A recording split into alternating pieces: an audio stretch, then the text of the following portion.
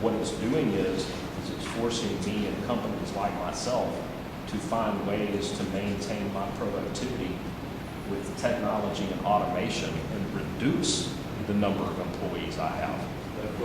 That's exactly the impact.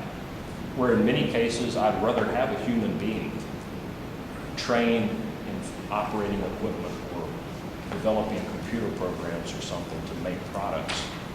But really the result is I'm finding ways to get around that and to automate or implement technology to reduce my workforce. And that seems to me the opposite effect and impact that's supposedly trying to fix. But essentially I hear a lot of federal stuff, especially where we fixed it, but really their fix is making me take the burden or deal with it. And I have a handful of key employees that have been with us for 10 plus years, and we, as a benefit to them, pay for their whole medical insurance premium, which a lot of companies don't do anymore. And for those who have a family on that, it's a $1,200 a month payment. And now I'm told that starting next year, I'm going to have to add that to my taxable income as a result of this bill.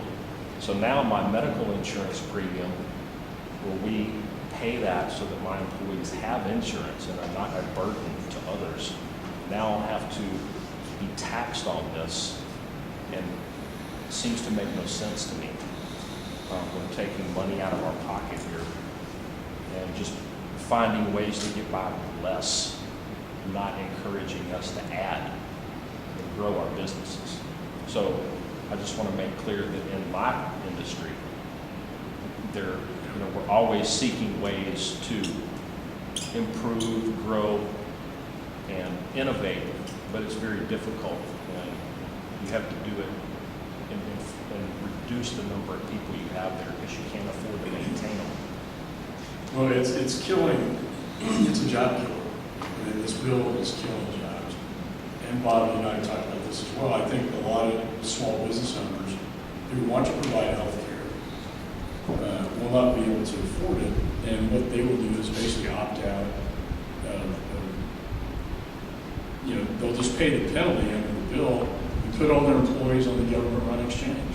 Right. And I think I've heard, one small business owner after another say that I can't afford this, and so I'll take the penalty, but I'm going to put them all on this government-run exchange. And then you talk about a two-tier system. You're going to have a two-tier healthcare system.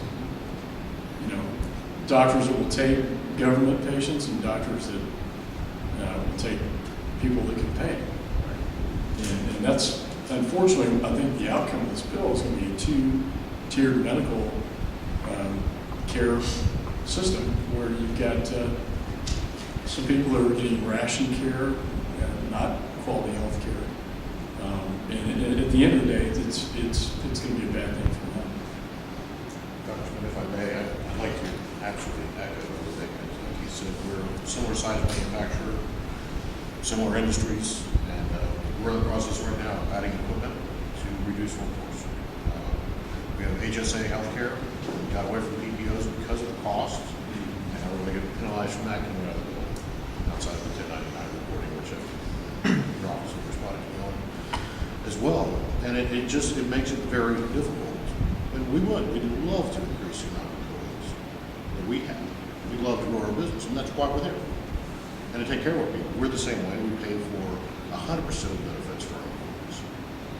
And one of the things we've started doing, because I got tired of the questions, is if the tax cuts, Bush tax cuts are repealed, as the healthcare goes in, we have our benefit training, not in a politically biased way.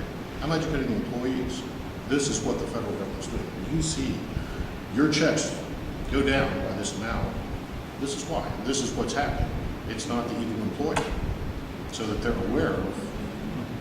That's an excellent, because what they'll try to do is turn it back on. Oh, that's just corporate greed and business is the enemy. You're not the enemy. I mean, you want to, like I said, you want to grow and expand your company. You want to hire new people. You want to provide benefits. It's the federal government that's doing this, and I think that's what we need to explain. that's what they need. People need to get educated on what's really happening. And that's a tough, I go all across my district trying to educate people on what's really happening up there. Because they spin, they're spinning this, and they don't know what the truth and the reality is. Well, the reality is the real life stories you're telling me, and the impact these policies are having on small business. And I think if we get enough of these stories told, people are going to wake up, and I think they are starting to.